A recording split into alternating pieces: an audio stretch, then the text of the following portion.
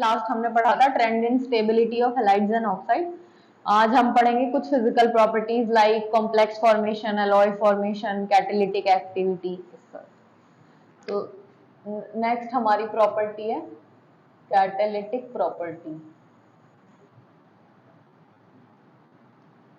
D block के ज्यादातर element आपने देखे होंगे, जो एलिमेंट कैटलिस्ट की तरह बिहेव करते हैं वो ज्यादातर डी ब्लॉक के एलिमेंट्स होते हैं। जैसे आपने ऑर्गेनिक केमिस्ट्री में हाइड्रोजिनेशन वाली रिएक्शन कराई होगी, एल्कीन से एल्केन में कन्वर्जन करते हैं।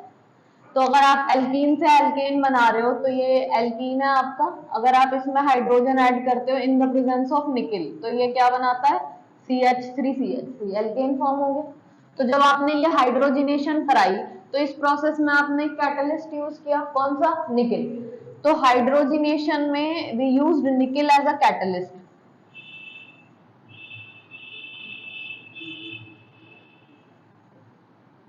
ऐसे ही एक प्रोसेस आती है जिसको हम बोलते हैं contact process. Contact process is formation of sulphuric acid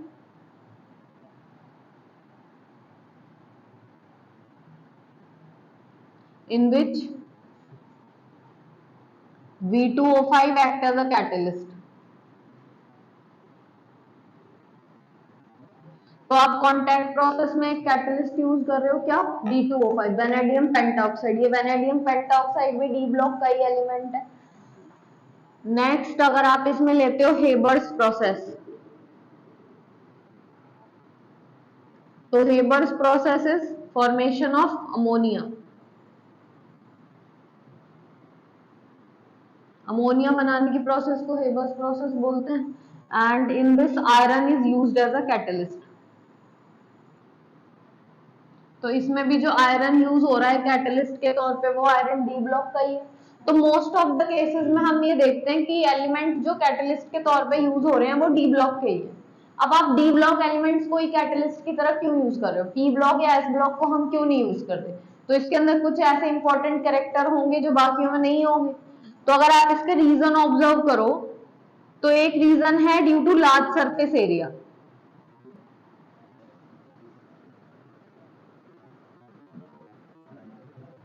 large surface area में जैसे आपके पास एस ऑर्बिटल होता है, एस में कितने ऑर्बिटल होते हैं, एक, पी में कितने होते हैं, 3, डी में 5। तो ज्यादा लार्ज सरफेस एरिया है डी का एस और पी के रेस्पेक्ट में। अगर आप ये ऑब्जर्व करो कि कोई रिएक्शन जब होती है तो उसमें जो कैटलिस्ट है ना ये एक तरह से अपना सरफेस प्रोवाइड करता है, इस पे रिएजेंट आके एब्जॉर्ब होता है, उसके बाद वो फर्दर आगे प्रोसीड करता है। तो अगर आपका एरिया बड़ा होगा तो उसमें ज्यादा रिएक्टेंट आके बैठ सकते हैं, और अगर सरफेस एरिया छोटा होगा तो कम रिएक्टेंट बैठ पाएंगे। तो अगर आपका एरिया बड़ा है तो उसमें इजीली जो रिएक्टेंट है वो इजीली सरफेस पे एब्जॉर्ब हो सकता है ज्यादा अमाउंट में। सरफेस एरिया कम होगा तो एब्जॉर्प्शन कम होगा और प्रोसेस भी धीरे चलेगी। तो यहाँ पे ये बोला जाता है कि अगर रिएक्शन एब्जॉर्प्शन क्राइटेरिया को फॉलो करती है कि एब्जॉर्प्शन होके फिर प्रोडक्ट हमें बनाना है, तो उसके लिए सरफेस एरिया का बड़ा होना जरूरी है, और डी ब्लॉक का सरफेस एरिया बड़ा होता है, तो इसीलिए ये कैटलिस्ट की तरह यूज हो सकते हैं।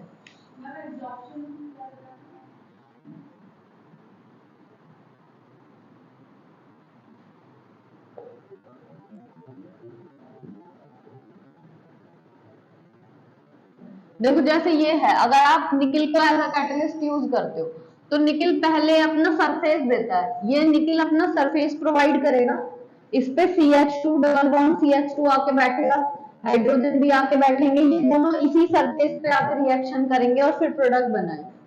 तो with the help of nickel ये दोनों एक दूसरे के कांटेक्ट में आ रहे हैं। तो अगर निकिल का सरफेस एरिया बड़ा होगा तो ये एल्कीन और हाइड्रोजन इजीली इसके सरफेस पे एब्जॉर्ब कर पाएंगे। एक होता है एब्जॉर्प्शन, जब चीजें जैसे कॉटन है उस पर पानी डालो वो पानी सोख लेगा, तो मतलब पानी अंदर चला गया ना उसके, this is called absorption.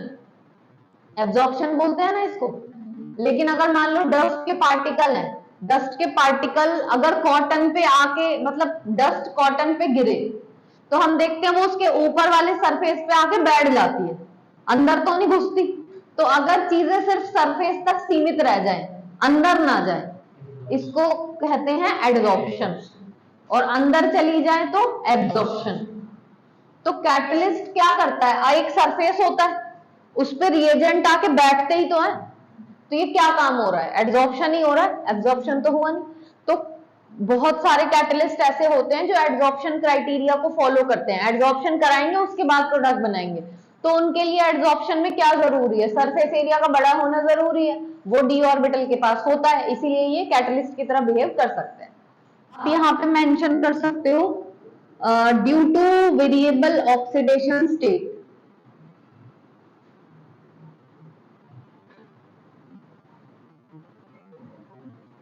Variable oxidation state में क्या है, जैसे सपोज करो आपके पास एक रिएक्शन है SO2 plus O2 in the presence of V2O5 gives SO3, ठीक है।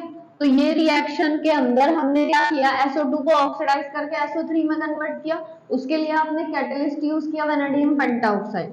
अगर आप इसकी मैकेनिज्म ऑब्जर्व करो तो इसके मैकेनिज्म में सबसे पहले V2O5 किसके कांटेक्ट में आता है, SO2 के, और जब ये SO2 के कांटेक्ट में आता है तो ये इसको ऑक्सीडाइज करके किस में कन्वर्ट कर देता है, SO3 में, और V2O5 खुद किस में कन्वर्ट हो जाता है, V2O4 में। फिर ये V2O4 दोबारा ऑक्सीजन के कांटेक्ट में आता है, पहले इसने SO2 के साथ रिएक्शन करी, अपने आप को V2O4 में बदला, फिर ये V2O4 किसके साथ रिएक्ट करेगा, ऑक्सीजन के साथ, जब ये ऑक्सीजन के साथ रिएक्ट करता है तो ये किस में कन्वर्ट हो जाता है, V2O5। तो इनिशियली देखो जैसा ये था वैसा का वैसा रीजनरेट हो गया, और इसने क्या किया, SO2 को किस में कन्वर्ट कर दिया, SO3 में। तो इसने अपना काम भी कर दिया, SO2 से SO3 बना दिया, और बाकी जैसा आपने V2O5 पहले लिया था वैसा का वैसा बाद में वो आपको वापस मिल जाएगा, तो रीजनरेट। तो कैटलिस्ट का कैरेक्टर होता है कि आप अगर किसी रिएक्शन में कैटलिस्ट के तौर पे कुछ यूज करते हो तो वो रिएक्शन में बाद में क्या होता है, रीजनरेट हो जाता है, तो ये रीजनरेट हो गया आपका। अब इसमें देखो जब ये पूरा प्रोसेस हुआ तो इसमें मेजर रोल किसने प्ले किया, कैटलिस्ट ने ही तो किया, लेकिन अगर इसको कैटलिस्ट को यहाँ एक्ट करना है तो इसे एक काम करना पड़ेगा, क्या, V2O5 से ही अपने आप को किस में कन्वर्ट करे, V2O4 में। अगर ये ऐसा करता है तो V2O5 में वेनेडियम का ऑक्सीडेशन स्टेट 5 होता है और V2O4 में इसका ऑक्सीडेशन स्टेट 4 होगा। तो इसका मतलब है कि अगर आप डी ब्लॉक का एलिमेंट यूज कर रहे हो कैटलिस्ट के तौर पे, अगर वो रिएक्शन में एज अ कैटलिस्ट बिहेव करता है तो उसे इस प्रोसेस को करवाने के लिए अपने ऑक्सीडेशन स्टेट को 5 से किस में कन्वर्ट करना पड़ेगा, 4 में, और वो आसानी से कर सकता है ये काम, क्योंकि डी ब्लॉक के एलिमेंट्स के पास टेंडेंसी है कि वो वेरिएबल ऑक्सीडेशन स्टेट दिखा सकते हैं, वो 2 भी दिखा सकते हैं, 3 भी, 4 भी, 5 भी। तो किसी भी प्रकार की ऑक्सीडेशन स्टेट की अगर आपको जरूरत पड़ रही है कि आपको यहाँ पे ये ऑक्सीडेशन स्टेट दिखाना है, तो इनके पास टेंडेंसी होती है ये अलग अलग तरह के ऑक्सीडेशन स्टेट्स फॉर्म कर सकते हैं, तो उस तरह के कंपाउंड ये बना सकता है। लेकिन अगर आप टी ब्लॉक या एस ब्लॉक एलिमेंट्स को ऑब्जर्व करो तो वो हर जगह वेरिएशन शो नहीं कर सकते, उनके पास रेस्ट्रिक्टेड ऑक्सीडेशन स्टेट होती है, एक एलिमेंट सिर्फ 2 या 3 दिखा रहा है, बहुत सारे नंबर्स तो वो दिखा नहीं रहा, इसीलिए जिस वैल्यू की आपको जरूरत है वो एलिमेंट क्या पता वो ऑक्सीडेशन स्टेट ना ही दिखा पाए, लेकिन ये तो कुछ भी दिखा सकता है, ये तो अगर 4-3 भी दिखाना होता तो भी वेनेडियम दिखा सकता था। तो डी ब्लॉक एलिमेंट्स के पास ही इतनी टेंडेंसी होती है कि वो वेरिएबल ऑक्सीडेशन स्टेट शो कर सकते हैं, जितना भी मर्जी वेरिएशन उसमें आना हो तो वो उतना ज्यादा वेरिएशन आपको शो कर देंगे, बाकी कोई एलिमेंट शो ही नहीं कर पाता, तो इसीलिए इनको हम एज अ कैटलिस्ट की तरह यूज कर सकते हैं। तो पहला पॉइंट हो गया, सरफेस एरिया इनका बड़ा है बाकी के रेस्पेक्ट में, वेरिएबल ऑक्सीडेशन स्टेट इनकी सबसे ज्यादा है, तो जितने भी वेरिएशन दिखाने पड़े ये सब दिखा सकते हैं। तीसरा पॉइंट आप यहाँ पे लिख सकते हो, due to decrease in activation energy.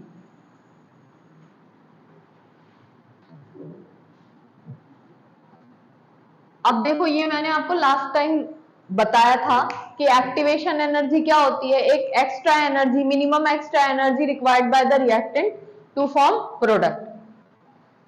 तो आपने जब कैटलिस्ट पढ़ा था तो कैटलिस्ट के कैरेक्टर में हमने मेंशन किया था कि कैटलिस्ट रिएक्शन के पाथ को बदल देता है और जो उसका बड़ा पाथ होता है वो उसको छोटा कर देता है। एक्टिवेशन एनर्जी पहले ज्यादा लगती है और जब आप कैटलिस्ट डाल देते हो तो वो कम हो जाती है। तो अब यहाँ पे सेम रीजन है, अगर आप डी ब्लॉक एलिमेंट्स को कैटलिस्ट की तरह यूज कर रहे हो तो वो कहीं ना कहीं रिएक्शन को जल्दी करवा रहे हैं, और जल्दी करवाने का मतलब है वो रिएक्शन की एक्टिवेशन एनर्जी को क्या करते हैं, कम कर देते हैं। अब ये कम कैसे कर देते हैं, कम करने का मतलब है due to d d transition. क्या होता है कि अगर आप यहाँ पे किसी भी तरह की कोई chemical reaction D block elements के साथ करवा रहे हो, जैसे यहाँ पे आपने V2O5 को SO2 के साथ रिएक्ट किया, तो आपने ये केमिकल रिएक्शन करवाई। अब केमिकल रिएक्शन में क्या होता है, सिस्टम हीट को लिबरेट करता है, और ये जो हीट लिबरेट हुई ये सिस्टम के पास ही है। अब इन केस अगर इसको आगे प्रोसीड होने के लिए और एनर्जी की जरूरत है, तो ये आपसे नहीं मांगेगा उस एनर्जी को, क्योंकि जब ये रिएक्शन कर रहा है तो ये खुद ही हीट लिबरेट कर रहा है, उसी हीट को क्या करेगा, ये कंज्यूम कर लेगा। मान लो टोटल 200 किलो जूल की एक्टिवेशन एनर्जी की जरूरत है, लेकिन जैसे ही रिएक्शन स्टार्ट हुई तो 100 जूल इसने खुद ही रिलीज कर दिया। अब अगर ये अंदर ही अंदर 100 जूल की एनर्जी रिलीज कर रहा है, तो आपको जो टोटल वैल्यू 200 चाहिए थी वो अब आपको कितनी चाहिए होगी, सिर्फ 100। तो ये आपकी एक्टिवेशन एनर्जी कम हो गई ना, क्योंकि यहाँ ऑर्बिटल स्प्लिटिंग हो जाती है। जो आपके डी ऑर्बिटल्स हैं, कई बार एक एलिमेंट दूसरे एलिमेंट के कांटेक्ट में आता है तो डी ऑर्बिटल स्प्लिट हो जाता है दो पार्ट्स में। मैंने आपको बताया था ना T2G और EG, उस तरह के जब पैटर्न्स बनते हैं तो सिस्टम हीट लिबरेट करता है। उसी हीट को अगर वो गेन कर ले तो उसकी एक्टिवेशन एनर्जी क्या हो जाती है, कम हो जाती है। तो जो चीज पहले देर में बन रही थी वो अब जल्दी फॉर्म हो जाएगी। तो इसके 3 रीजन है, सरफेस एरिया ज्यादा है, वेरिएबल ऑक्सीडेशन स्टेट है, और क्योंकि यहाँ ट्रांजिशंस होते रहते हैं, सिस्टम एनर्जी लिबरेट करता रहता है, इसीलिए ये एक्टिवेशन एनर्जी को भी क्या कर देते हैं, कम कर देते हैं। क्लियर? तो ये था इसका कैटालिटिक एक्शन। नेक्स्ट आप देख सकते हो कलरिंग प्रॉपर्टी। हम ऑब्जर्व करते हैं कि डी ब्लॉक के एलिमेंट जब कंपाउंड बनाते हैं तो ये आपको पर्टिकुलर टाइप का कलर शो करते हैं, मतलब maximum number of element present in D block shows colour. कुछ ऐसे हैं जो नहीं भी दिखाते, ठीक है। तो अब यहाँ पे कुछ एलिमेंट्स कलर दिखा रहे हैं, कुछ एलिमेंट कलर नहीं दिखा रहे हैं। तो कलर दिखाने का मेन रीजन क्या है, due to d d transition.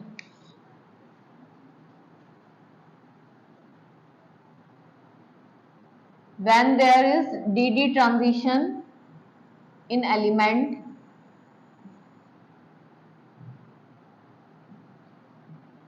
it shows coloring property.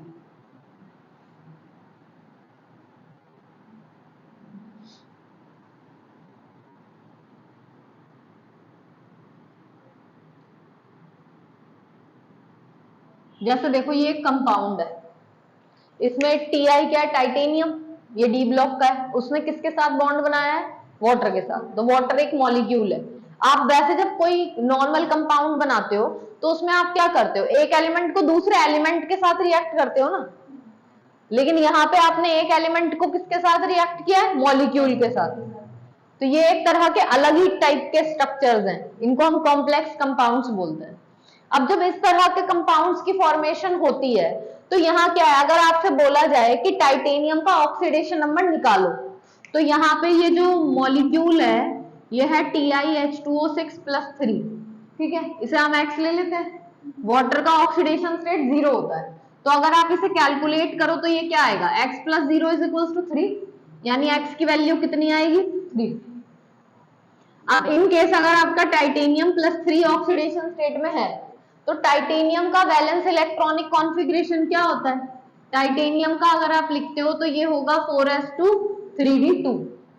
लेकिन अगर आपने इस तरह का कॉम्प्लेक्स बना दिया टाइटेनियम से, तो वहां टाइटेनियम पे चार्ज कितना आएगा, +3। तो आपको 3 इलेक्ट्रॉन निकालने, अगर आप इसके 3 इलेक्ट्रॉन निकाल देते हो तो फाइनली 3d में कितना बचता है, 1। तो यहाँ पे जो 3d में 1 इलेक्ट्रॉन है, इस तरह से आप इसे सेट करोगे।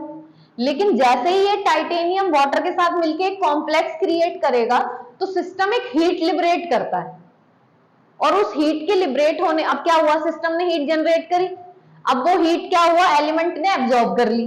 अगर इसने एब्जॉर्ब करी तो इसका जो डी ऑर्बिटल था, आप इसके 5 बॉक्सेस एक साथ बनाते हो ना, अगर हम इनके सारे ऑर्बिटल एक साथ बना रहे हैं तो ये क्या शो कर रहा है, ये क्या इंडिकेट करता है कि यहाँ हर ऑर्बिटल की एनर्जी क्या है, सेम।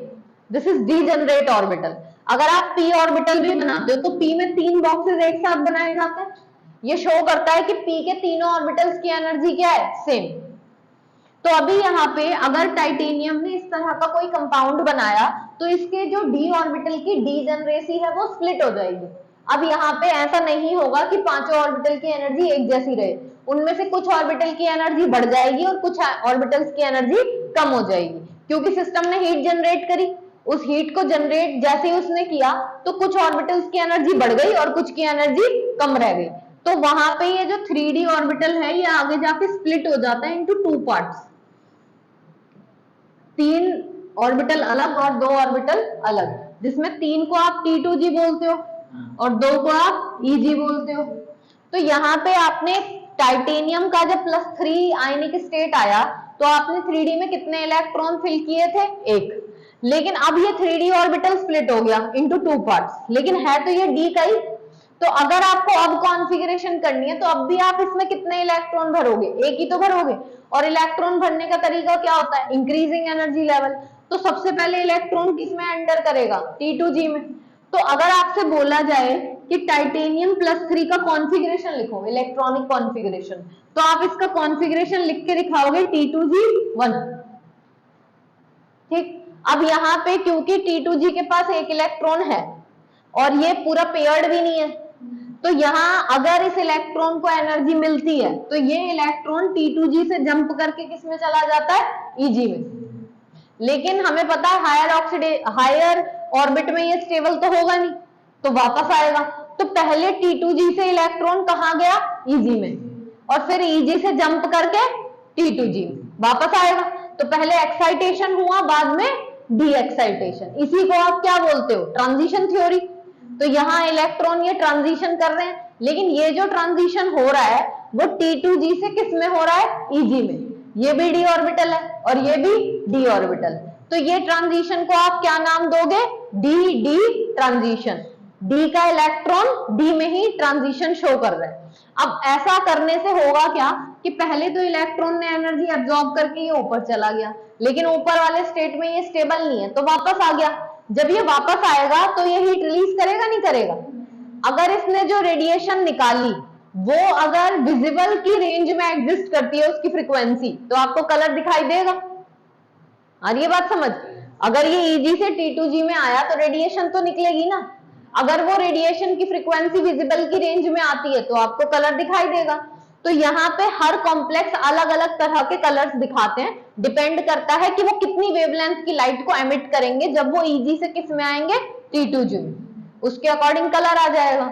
लेकिन अगर मान लो कि ये ट्रांजिशन हुआ ही नहीं, अगर आपका इलेक्ट्रॉन यहां से यहां गया ही नहीं, तो फिर वो डी एक्साइटेशन भी नहीं करेगा, मतलब डी ट्रांजिशन शो नहीं हुआ। अब अगर ऐसा नहीं हुआ तो इलेक्ट्रॉन अगर ऊपर से नीचे आया ही नहीं तो उसने कोई रेडिएशन निकाली नहीं, तो फिर वो कलर दिखाएगा नहीं। तो अगर डी ट्रांजिशन नहीं हुआ तो कलर नहीं होगा, अगर ट्रांजिशन हुआ तो कलर होगा। तो यहाँ पे ट्रांजिशन कब पॉसिबल है? जब आपके पास अनपेयर्ड इलेक्ट्रॉन हो तो इस तरह के ट्रांजिशन पॉसिबल है। लेकिन अगर सारे ऑर्बिटल भरे हुए हैं, फुली फिल्ड है, जैसे मान लो जिंक है, जिंक का 3D10 होता है। अब जिंक का अगर ये स्प्लिट हो भी जाए तो ये भी पूरा भरा हुआ है, ये भी पूरा भरा हुआ है, तो इलेक्ट्रॉन कहीं भी ट्रांजिशन नहीं करेगा। या फिर अगर इलेक्ट्रॉन पेयर्ड भी हुए तो भी वो ट्रांजिशन नहीं करेंगे, क्योंकि पेयरिंग में स्टेबिलिटी आ जाती है उनके पास। तो इसीलिए ट्रांजिशन थ्योरी एग्जिस्ट करेगी जब आपके इलेक्ट्रॉन कैसे हो? अनपेयर्ड। तो अगर आपको पूछा जाए कि बताओ ये कॉम्प्लेक्स कलर शो करेगा कि नहीं करेगा, तो आपको क्या करना है कि जो आपको एलिमेंट दिया हो वहां, आपको ये तो समझ आता है कि यहाँ पे मेन एलिमेंट कौन है? टाइटेनियम। और आपको यहाँ इसका निकाल लेना है ऑक्सीडेशन नंबर। अब जैसे ही आप इसका नंबर निकालोगे तो आपको पता चल जाएगा कि इसके 3D में कितने इलेक्ट्रॉन एग्जिस्ट कर रहे हैं? 1। तो आप समझ गए इसके पास अनपेयर्ड इलेक्ट्रॉन है, तो इसमें ट्रांजिशन होगा और ये कलर दिखाएगा। अब लेकिन सपोज दैट फॉर एग्जांपल आपके पास होता है यहाँ स्कैंडियम। स्कैंडियम कोई कंपाउंड बनाता और ये शो करता चार्ज +3। तो अगर आप स्कैंडियम को +3 में डालोगे तो 4s में 2 और 3D में 1 होता है। अब अगर इसके तीनों इलेक्ट्रॉन निकल जाएं तो ये 0, ये भी 0, तो ये यहाँ पे सिर्फ आर्गन ही बचेगा। नोबल गैस कॉन्फ़िगरेशन आ गई इसकी। अब क्योंकि इसकी नोबल गैस कॉन्फ़िगरेशन है, इनमें तो इलेक्ट्रॉन्स ही नहीं है, तो क्या ये डी ट्रांजिशन करेगा? तो ये अगर स्कैंडियम +3 स्टेट में है तो ये कलर नहीं दिखाएगा, इट इज कलरलेस। तो आपको बस कुछ जैसे क्वेश्चन दो टाइप से आ सकते हैं, या तो आपको कोई कंपाउंड देंगे और आपको पूछेंगे दिस कंपाउंड एग्जिबिट कलर और नॉट, तो बस आपको देखना है उसमें अनपेयर्ड इलेक्ट्रॉन है या नहीं है। अदरवाइज आपको सीधे आयंस दे दिए जाएंगे। जैसे अगर मान लो आपको पूछा जाए Mn+2, क्या ये कलर शो करेगा कि नहीं करेगा? तो Mn+2 में 4s में 2 और 3d में 5 होते हैं मैग्नीज के। अगर मुझे इसके 2 इलेक्ट्रॉन निकालने तो ये 0 हो गया, लेकिन 3d में तो अब भी इलेक्ट्रॉन है 5, अनपेयर्ड इलेक्ट्रॉन है, तो इसीलिए मैग्नीज आपको कलर दिखा सकता है। तो जहां अनपेयर्ड है वहां कलर है, जहां फुली फिल्ड है या फिर बिल्कुल इलेक्ट्रॉन ही नहीं है 3D में, या तो एम्प्टी है 3D या फुली फिल्ड है, इन दोनों केसेस में कंपाउंड कलर शो नहीं करेगा। क्लियर?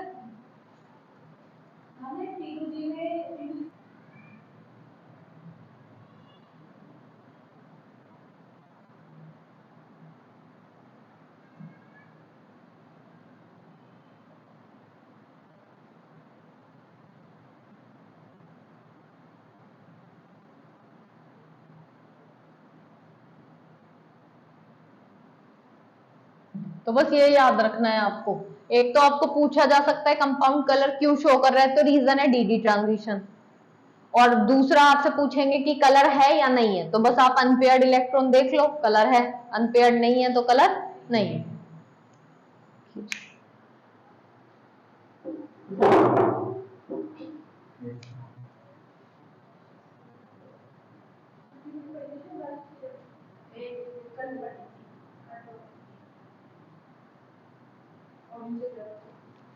देखो नेक्स्ट है हमारा कॉम्प्लेक्स फॉर्मेशन।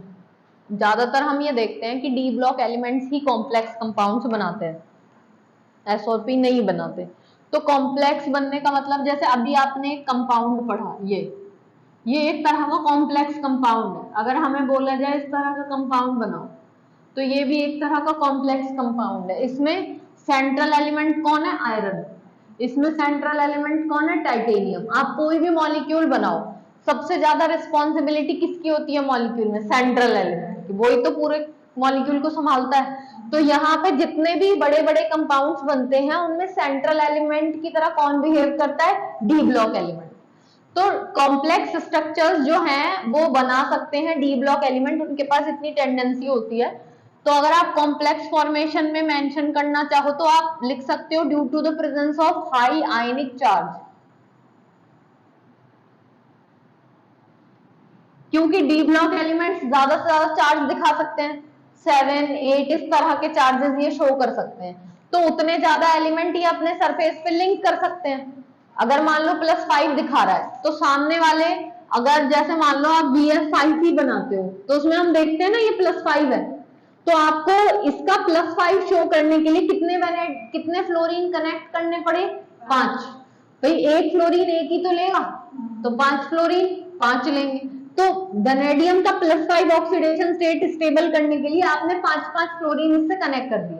लेकिन अगर यही वेनेडियम +2 या +3 होता तो आपको कम फ्लोरीन कनेक्ट करने पड़ते। तो यहाँ पे क्योंकि कॉम्प्लेक्स फॉर्मेशन में डी ब्लॉक एलिमेंट्स के पास हाई आयनिक चार्ज अवेलेबल होता है, ये ज्यादा से ज्यादा चार्ज शो करते हैं।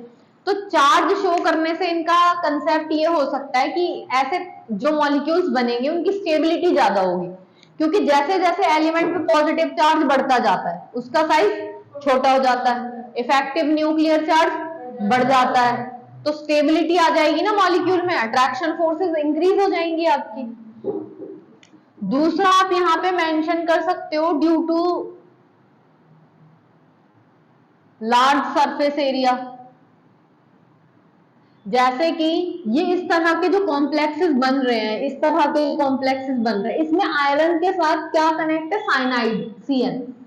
यहाँ टाइटेनियम के साथ क्या कनेक्ट है? वाटर। ये भी एक मॉलिक्यूल है, ये भी एक मॉलिक्यूल है, तो यहाँ एलिमेंट नहीं कंबाइन हो रहे, सीधे मॉलिक्यूल कंबाइन हो रहे हैं। और जब मॉलिक्यूल कंबाइन होते हैं तो आपने 11th क्लास में एक तरह का बॉन्ड पढ़ा होगा, कोऑर्डिनेशन बॉन्ड। कोऑर्डिनेशन बॉन्ड कैसे बनता है? जैसे आयनिक बनाने के लिए आप एक इलेक्ट्रॉन दोगे, सामने वाला ले लेगा तो आयनिक बन गया। अगर आप भी दे रहे हो वो भी दे रहा है तो शेयरिंग हो गई, तो फिर बना कोवलेंट।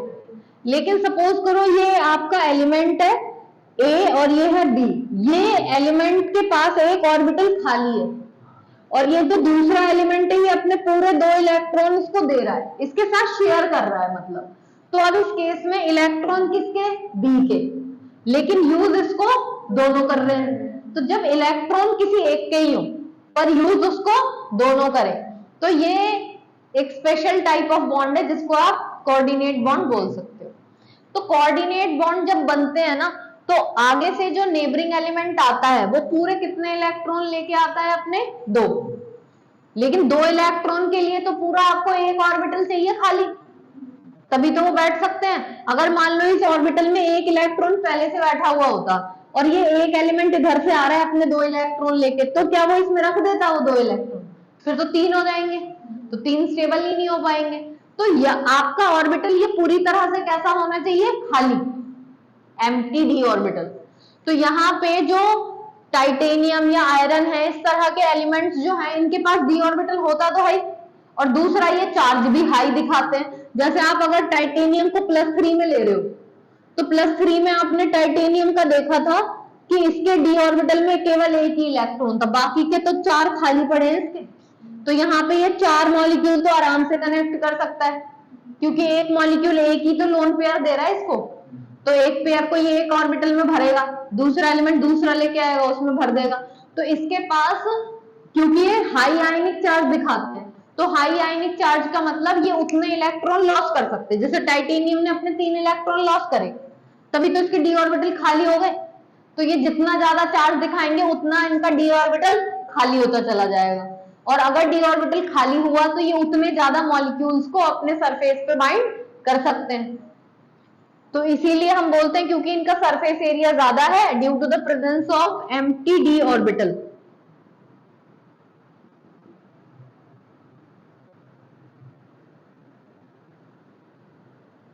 इसीलिए ये कॉम्प्लेक्स की फॉर्मेशन कर सकते हैं।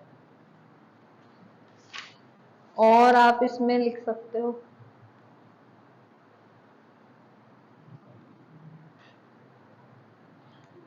बाकी अगर आप साइज की बात करते हो तो साइज में जैसे एस, सबसे पहले एस ब्लॉक आता है, उसके बाद डी, उसके बाद पी। तो आप देखो जब आप एस के बाद डी और डी के बाद पी पे जाते हो तो लेफ्ट से राइट आपका साइज क्या होता है, यानी सबसे छोटा साइज किसका है, पी का, सबसे बड़ा साइज तो एस, डी इंटरमीडिएट हो गया ना तो इसका साइज बहुत बड़ा है ना बहुत छोटा है। इसीलिए एवरेज अगर हमसे पूछा जाए कि क्या डी ऑर्बिटल्स के साइज बड़े होते हैं, डी ऑर्बिटल एलिमेंट्स के साइज बड़े होते हैं, तो वो बड़े नहीं होते, छोटे ही माने जाएंगे। क्यों, क्योंकि आप जब लेफ्ट से राइट की तरफ आते हो तो आपका साइज घटना शुरू हो जाता है, और डी ब्लॉक तो बहुत वास्ट है, ग्रुप नंबर 3 से लेकर 12 तक तो इसी के ग्रुप से सारे, तो इसमें काफी एलिमेंट्स ऐसे हैं जिनका साइज बड़ा नहीं है, कैसा है, छोटा। तो ड्यू टू स्मॉल साइज भी इनकी बॉन्डिंग क्या होती है, स्ट्रॉन्ग होती है। तो कॉम्प्लेक्स में इनका साइज छोटा है, इनके पास डी ऑर्बिटल खाली है, कोई दिक्कत नहीं है, सरफेस एरिया इनका बड़ा है, ज्यादा से ज्यादा चार्ज ये दिखाई सकते हैं, इसीलिए ये एलिमेंट्स क्या क्रिएट कर सकते हैं, कॉम्प्लेक्स।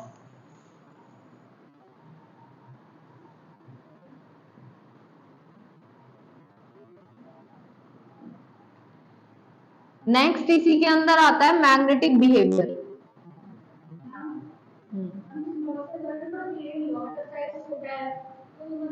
एलिमेंट का साइज जितना, कैटायन का साइज जितना छोटा होगा कॉम्प्लेक्स कंपाउंड उतना ही तो स्टेबल बनेगा।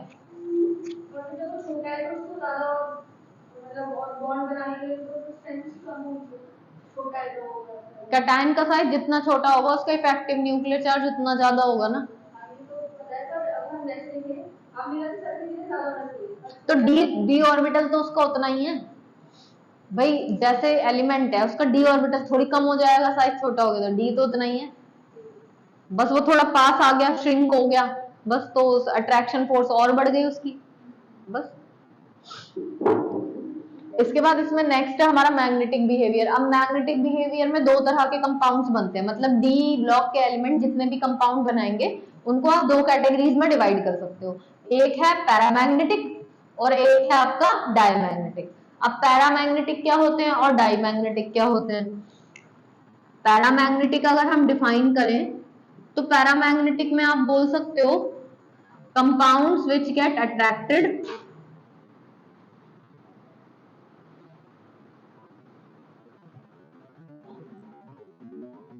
By magnetic field. अगर आप एक कंपाउंड के ऊपर एक्सटर्नल मैग्नेटिक फील्ड लगाते हो और वो कंपाउंड उसके साथ अट्रैक्शन शो कर रहा है तो ऐसे कंपाउंड को क्या नाम दिया जाएगा? और अगर वो रिपेल कर दे तब आप उसे क्या बोलोगे? डायमैग्नेटिक।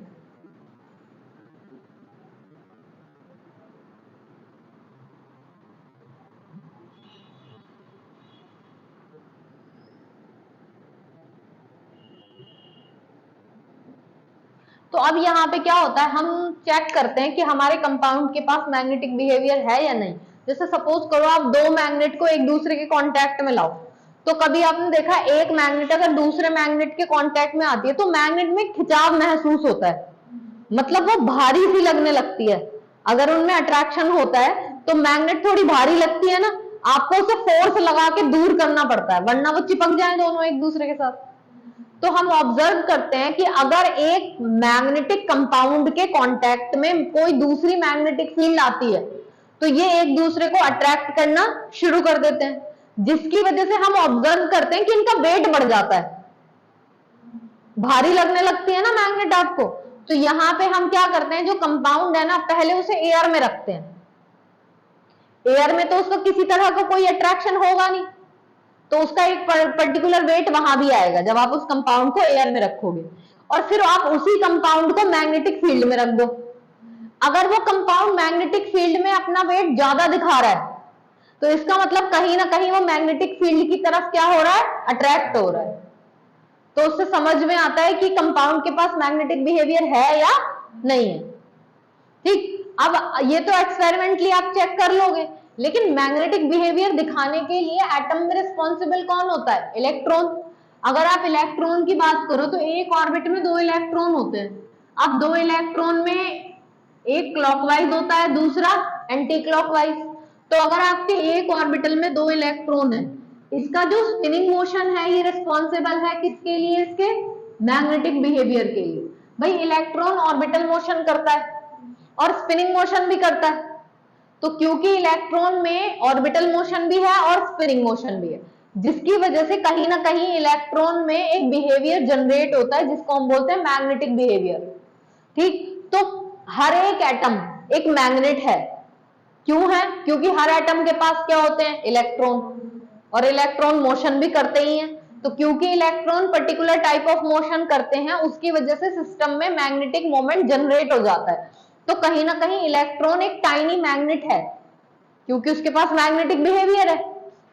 अब समझ लो कि अगर ये इलेक्ट्रॉन ऑर्बिटल और स्पिनिंग दोनों तरह के मोशन करेगा तो इसके पास एक मैग्नेटिक कंसेप्ट आ जाएगा, लेकिन ये भी तो घूम रहा है तो इसके पास भी अपना मैग्नेटिक बिहेवियर है। लेकिन आप देख रहे हो कि ये दोनों एक दूसरे के ऑपोजिट डायरेक्शन में स्पिन कर रहे हैं। तो स्पिनिंग में अगर मान लो ये इसका नॉर्थ पोल है और ये साउथ, तो इसका साउथ ये होगा और नॉर्थ ये, तो ये एक दूसरे के मैग्नेटिक बिहेवियर को क्या करेंगे? कैंसिल आउट कर देंगे। तो नेट मैग्नेटिक मोमेंट इस कंपाउंड का क्या हो गया? 0।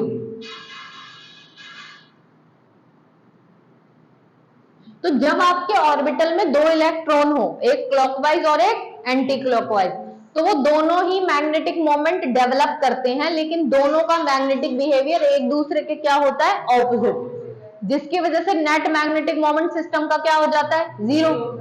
अब अगर आप एक्सटर्नल मैग्नेटिक फील्ड लगा रहे हो, ये आपका एक ऑब्जेक्ट है जिसके पास नॉर्थ पोल भी है और साउथ पोल, तभी तो ये एक्सटर्नल मैग्नेटिक फील्ड को अट्रैक्ट करेगा। लेकिन अगर मान लो इसके पास नॉर्थ साउथ कुछ है ही नहीं और आपने मैग्नेटिक फील्ड लगा दी, तो क्या ये अट्रैक्ट करेगा? इसका मतलब है कोई एक मैग्नेट दूसरी मैग्नेट को तभी अट्रैक्ट करेगी जब उसके पास क्या हो? Magnetic behaviour. अगर उसके पास है ही नहीं तो फिर वो एक्सटर्नल मैग्नेटिक फील्ड को अट्रैक्ट करेगा ही नहीं। तो ऐसे कंपाउंड जिनके ऑर्बिटल में दो इलेक्ट्रॉन हो तो उनका तो नेट मैग्नेटिक मोमेंट 0 हो जाता है। अब अगर आप इस तरह के कंपाउंड में एक्सटर्नल मैग्नेटिक फील्ड लगा दो तो क्या ये अट्रैक्ट करेंगे उसको? नहीं करेंगे।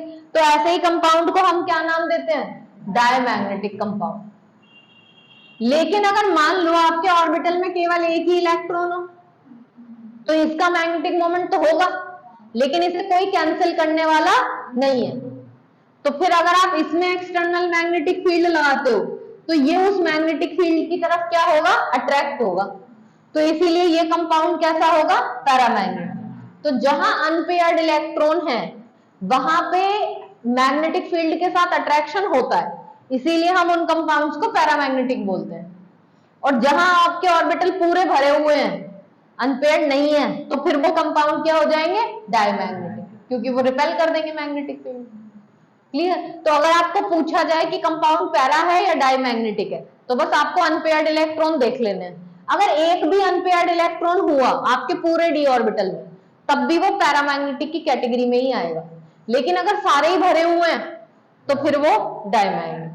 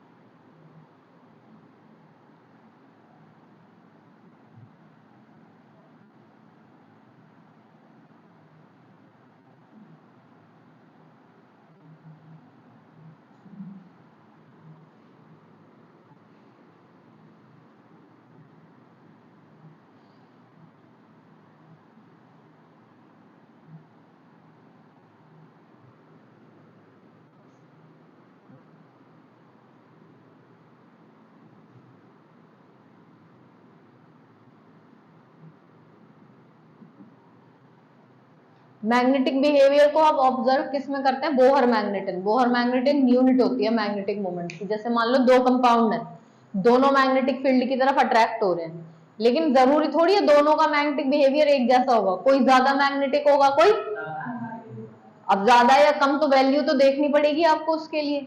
तो यहाँ पे मैग्नेटिक बिहेवियर को मेजर किया जाता है in terms of magnetic moment, और मैग्नेटिक मोमेंट की यूनिट होती है क्या, बोहर मैग्नेटन।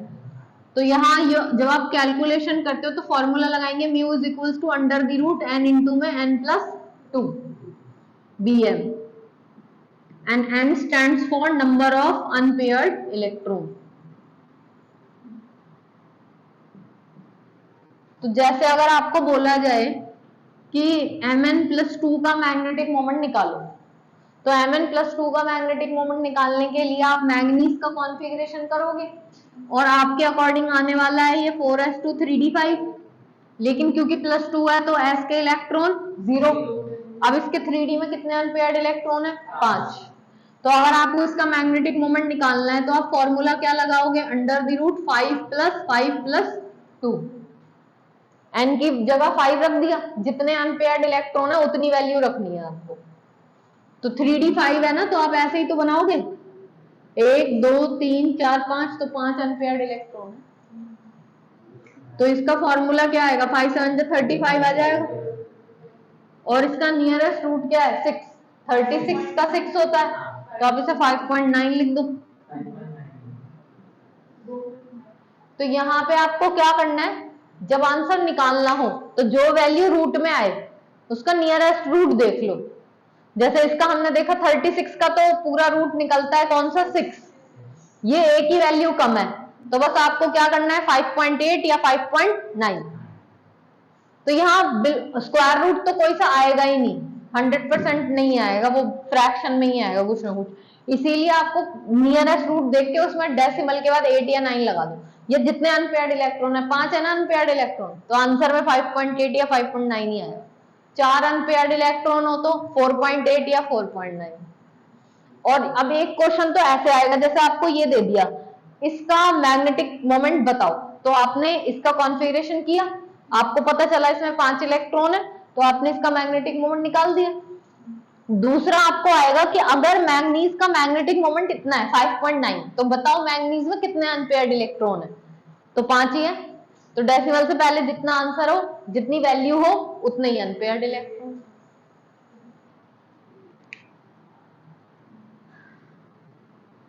इसमें नेक्स्ट आता है एलॉय फॉर्मेशन।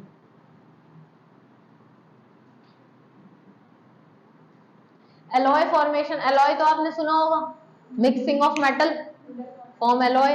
तो एलॉय बनाने के लिए एक से ज्यादा मेटल को मिक्स करना पड़ता है, लेकिन यहाँ पे जो हम मेटल एक दूसरे के साथ मिलाते हैं, कंडीशन है कि उनका साइज ज्यादा एक दूसरे से डिफरेंशिएट ना करे, मतलब साइज ऑलमोस्ट क्या होना चाहिए, सेम होना चाहिए।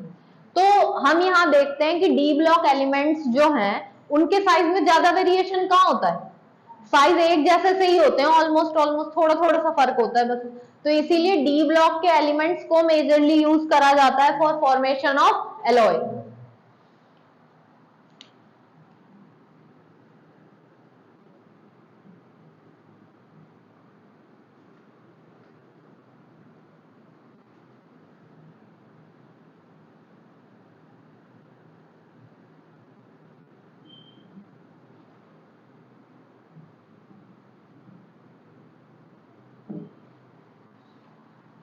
और अगर हम इनकी प्रॉपर्टीज की बात करें तो एलॉयज आपके हार्ड होते हैं रेस्पेक्टेड टू एलिमेंट। जैसे कि अगर आप सिर्फ आयरन लेते हो तो वो इतना हार्ड नहीं होगा, अगर आप उस आयरन के साथ कोबाल्ट, निकिल और दूसरे एलिमेंट्स मिला दो तो उसकी स्ट्रेंथ पहले से बढ़ जाएगी। जैसे रेलवे ट्रैक्स पे आयरन यूज होता है, आयरन के ट्रैक्स बनाए जाते हैं, तो वो प्योरेस्ट फॉर्म ऑफ आयरन नहीं होता आपका, क्योंकि आयरन में जंग लग जाता है ना जल्दी, फिर तो वो खराब हो जाएगा। तो इसीलिए हम क्या करते हैं, आयरन को कन्वर्ट करते हैं किसमें, एलॉय में, उसके साथ और एलिमेंट्स मिक्स करते हैं। डिपेंड करता है, मतलब आप किसी भी एलिमेंट का जब एलॉय बनाते हो तो उसके साथ दूसरे एलिमेंट मिलाओगे, लेकिन आप उस एलिमेंट के साथ कौन से दूसरे एलिमेंट्स मिलाओगे वो डिपेंड करेगा कि आप उस एलिमेंट को कहाँ यूज करने वाले हो, आपको उसके लिए कौन कौन सी प्रॉपर्टीज की जरूरत है। तो जो एलिमेंट कोरोजन रेजिस्टेंट होगा हम उसे आयरन के साथ मिला देंगे ताकि आयरन को कोरोजन से बचाया जा सके। या आपको कंडक्टिविटी चाहिए तो हम उसके साथ ऐसा एलिमेंट मिलाएंगे जो एक अच्छा कंडक्टर हो। तो यहाँ पे जो एलिमेंट है उसकी प्रॉपर्टी क्या हो जाती है, मॉडिफाई हो जाती है। तो एलॉयज आर जनरली हार्ड। दूसरा आप इसमें लिख सकते हो, it is resistant to corrosion.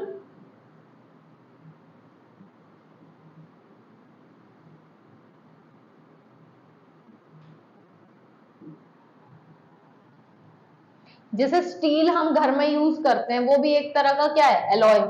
Brass alloy, bronze alloy, ये सब एलॉय भी हैं।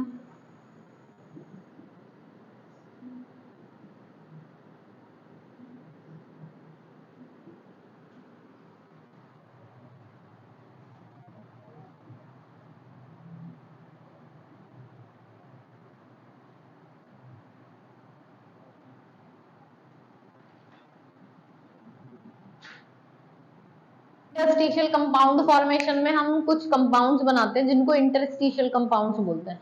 इंटरस्टिशियल कंपाउंड्स तब बनते हैं because D block elements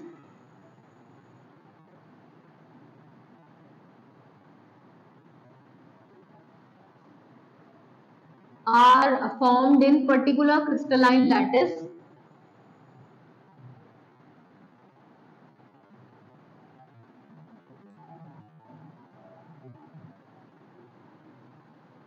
so they have interstitial sites।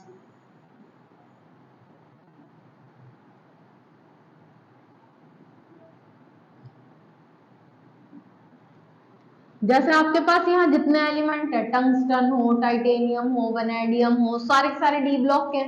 और डी ब्लॉक में एलिमेंट्स कौन से एग्जिस्ट करते हैं, मेटल। और मेटल का अपना एक पर्टिकुलर क्रिस्टलाइन स्ट्रक्चर होता है। जैसे हम देखते हैं कि यहाँ जो एलिमेंट्स हैं वो या तो बॉडी सेंटर्ड पैकिंग में होते हैं, या फेस सेंटर्ड पैकिंग में होते हैं, या हेक्सागोनल पैकिंग में होते हैं। एटम कैसे होते हैं, स्फेरिकल होते हैं ना। तो समझ लो अगर आप एटम्स को ऐसे कनेक्ट करते चले जाओ तो आप इसमें किसी भी तरह का कितना भी स्ट्रॉन्ग पैकिंग कर लो, फिर भी इसके अंदर ये बीच में वॉइड्स तो बच ही जाते हैं। इन्हीं वॉइड्स को हम क्या नाम देते हैं? Interstitial sites. तो यहाँ पे डी ब्लॉक के एलिमेंट का अपना एक स्ट्रक्चर होता है, जिसमें उसमें उस एलिमेंट के बहुत सारे एटम एक पर्टिकुलर क्रिस्टलाइन लैटिस में कनेक्टेड होते हैं, और जब वो कनेक्टेड होते हैं तो बीच बीच में वहां स्पेस खाली रहता है, तो दिस इज इंटरस्टिशियल साइट। अगर आप इन इंटरस्टिशियल साइट पे, क्योंकि ये जो इंटरस्टिशियल साइट है ये बहुत छोटा गैप होता है इतना, अगर आप इतने छोटे गैप में किसी पर्टिकुलर एटम को यहाँ प्लेस कर दो तो उसकी वजह से इसकी स्ट्रेंथ पहले के रेस्पेक्ट में क्या हो जाएगी? हाई, क्यों? पहले वेकेंट जगह जो थी वो ब्लॉक हो गई। तो अगर आप इस तरह के कोई कंपाउंड बनाते हो जिसमें हम डी ब्लॉक एलिमेंट्स के इंटरस्टिशियल साइट पे small size of atom entrap करा देते हैं, स्मॉल साइज ऑफ एटम जैसे कार्बन हो गया, बोरोन हो गया, नाइट्रोजन हो गया, जिनका साइज छोटा है, उन एलिमेंट्स को उठा के इन एलिमेंट्स के इंटरस्टिशियल साइट्स में भर दिया जाता है। जब ऐसे कंपाउंड्स हम बनाते हैं तो उनको क्या बोलते हैं? Interstitial compound. जैसे for example tungsten carbide, W tungsten, tungsten का अपना एक क्रिस्टलाइन स्ट्रक्चर है, उसके जो वेकेंट स्पेसेस होंगे उनमें हम क्या भर देंगे? कार्बन, तो वो टंगस्टन कार्बाइड बन जाएगा। ऐसे आप टाइटेनियम कार्बाइड भी बना सकते हो। और भी कुछ कंपाउंड्स बनते हैं जैसे Fe3H, Fe3H आयरन का एक हाइड्राइड है, तो आयरन एलिमेंट है, उसमें हमने बीच बीच वेकेंट स्पेसेस में क्या एंट्रैप करा दिया? हाइड्रोजन। तो इस तरह के कंपाउंड्स आपके इंटरस्टिशियल कंपाउंड्स होते हैं, और इनकी स्ट्रेंथ इनके रेस्पेक्टेड मेटल से ज्यादा होती है। जैसे अगर आप टंगस्टन को टंगस्टन कार्बाइड से कंपेयर करो तो टंगस्टन की स्ट्रेंथ कम होगी और टंगस्टन कार्बाइड की स्ट्रेंथ ज्यादा होगी, वो ज्यादा स्ट्रॉन्ग बनेगा पहले के रेस्पेक्ट में। लेकिन हम देखते हैं कि इनकी कंडक्टिविटी जितनी पहले होती है ऑलमोस्ट उतनी ही बाद में भी होती है, कंडक्टिविटी पे कोई असर नहीं पड़ता। It is non stoichiometric compound.